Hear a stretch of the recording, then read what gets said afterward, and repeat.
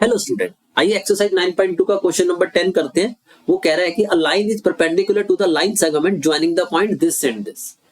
वो कह रहा है हमारी जो लाइन है वो परपेंडिकुलर है इस लाइन के ऊपर। A line perpendicular to the line segment joining this and this. तो हमारी जो एक लाइन है 1023 को ज्वाइन करती है, हमें इसके ऊपर परपेंडिकुलर लाइन दी हुई है जो इसको 1:n में डिवाइड करती है। तो हमें इस वाली लाइन की इक्वेशन निकालनी है जो इसके ऊपर परपेंडिकुलर है। मान लो कि ये ए बी है और इसके ऊपर कोई पॉइंट है ये पी और यहाँ पे ले लो कोई क्यू, राइट। तो हमें पी क्यू की इक्वेशन निकालने के लिए वो कह रहा है। तो सबसे पहले हमें दो चीजें हैं, क्योंकि यहाँ पे परपेंडिकुलर का दिया हुआ है तो हमें इससे इसकी स्लोप निकल जाएगी, ए बी से पी क्यू की स्लोप निकल जाएगी। तो पहले हम स्लोप ऑफ ए बी निकाल लेते हैं।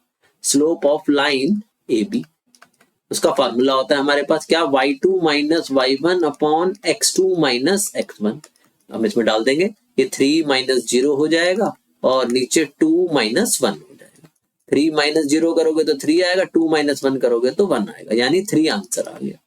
जब इसकी स्लोप आ गई ए बी की, तब पी क्यू की स्लोप निकाल लेंगे हम। कैसे? when two lines are perpendicular, जब दो लाइनें क्या होती हैं, परपेंडिकुलर होती हैं। तो हमारी कंडीशन होती है स्लोप की क्या, m1 into m2 is equal to -1। इसमें डाल लेंगे तो हमारे को पी क्यू की स्लोप मिल जाएगी। m1 हमारी आई है 3, m2 हमें निकालनी है इज इक्वल टू -1। तो m2 आ गई उधर जाके डिवाइड होके -1/3। क्लियर है? स्लोप मिल गई। अब आइए पॉइंट निकाल लेते हैं, पी से कोऑर्डिनेट निकालेंगे by section formula.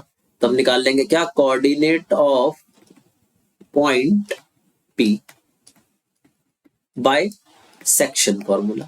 Section formula अपने 10th में भी पढ़ा हुआ है, आइए लगा लेते हैं उसे एक बार।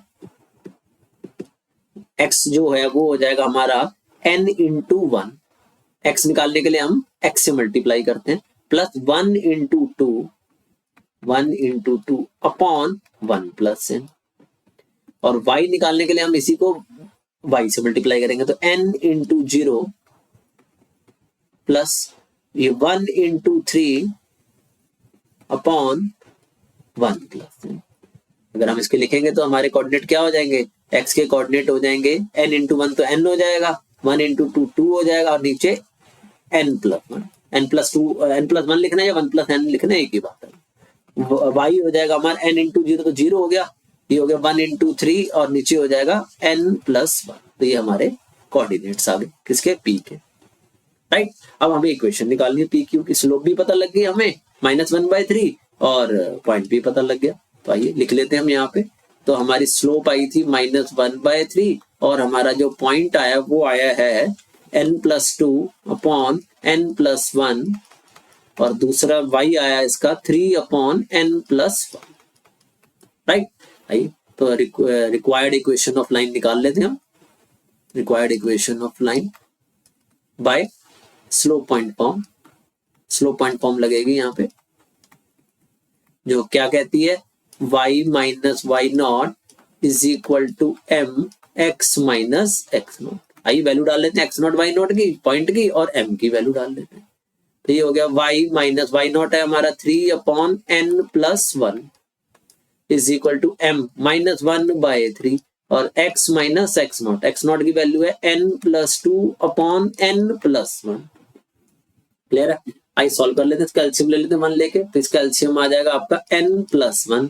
तो यहाँ पे हो जाएगा n+1y -3 इज इक्वल टू -1/3। यहाँ भी एलसीएम आएगा ब्रैकेट में 1 लेके, तो n+1 आ जाएगा। इसको करोगे तो आपका n+1 x हो जाएगा और -n+2 हो जाएगा। ये ब्रैकेट में रखना, नहीं तो माइनस की मिस्टेक आ जाएगी। अब आप देखोगे तो n+1 दोनों तरफ आ गया, ये तो कैंसिल हो जाएगा। इस 3 को इधर ले जाके ऊपर मल्टीप्लाई कर देंगे, तो ये बन जाएगा हमारा n+1 into 3y -9 is equal to, ये -1 इधर मल्टीप्लाई हो जाएगा तो ये -n+1 x हो जाएगा और माइनस माइनस ये प्लस n+2 हो जाएगा। क्लियर है? आइए अब एक तरफ ले चलते हैं सारे को। तो ये पहले x वाली लिख लेते हैं हम, n+1 x, फिर y वाली लिख लेते हैं n+1 3y और बाकी इधर ले आते हैं दूसरी तरफ, तो ये हो जाएगा n+2 + 9 आप इसको ऐड करके लिखेंगे तो हमारा आंसर आ जाएगा n+1x n+1 into 3y is equal to n+11। Right, ये हमारी रिक्वायर्ड इक्वेशन आ गई जो हमें फाइंड आउट करनी थी। होप सो कि क्लियर हो गया होगा। कोई डाउट हो तो कमेंट करके पूछ लेना, otherwise please subscribe the channel. Thank you.